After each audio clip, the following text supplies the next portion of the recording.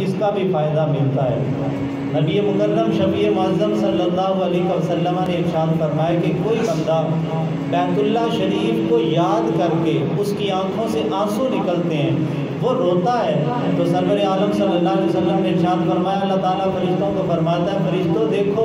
میرا بندہ میرے گھر کو یاد کر کے رو رہا ہے، اس کی آنکھوں سے آنسو گر رہے ہیں، اور یہ دیکھو اس کے دل میں تڑپ کتنی ہے میرے گھر کی زیارت کی، فرشتوں گواہ ہو جاؤ، اس تڑپ کی بدولت میں نے اس کے پچھلے سارے گناہوں کو معاف کروا دیا۔ تو اس در کی حاضری کی تڑپ بھی، اور وہ تو ایسا سخی دربار ہے، وہ ایسی مقدس بارگاہ ہے کہ جہاں پہ بندہ چلا جائے تو بس بیٹھا ہی رہے تو پھر بھی محروم نہیں رہتا۔ سرور عالم صلی اللہ علیہ وسلم نے ارشاد فرمایا، حضرت عبداللہ ابن عباس رضی اللہ تعالیٰ عنہ راوی ہیں، فرماتے ہیں روزانہ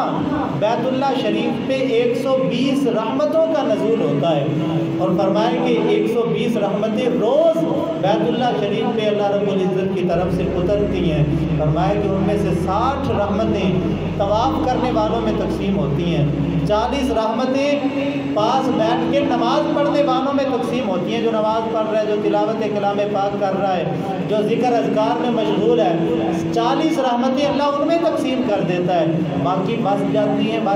20 رحمتیں۔ سرور عالم صلی اللہ علیہ وسلم نے فرمایا کہ جو ویسے ہی بیٹھے ہوتے ہیں، نہ طواف کر رہے ہیں، نہ نماز پڑھ رہے ہیں، نہ قرآن پڑھ رہے ہیں، نہ ذکر اذکار کر رہے ہیں، بس بیٹھے ہوئے ہیں اور بیت اللہ شریف کی زیارت کر رہے ہیں، اللہ 20 رحمتیں ان کو تقسیم فرما دیتا ہے۔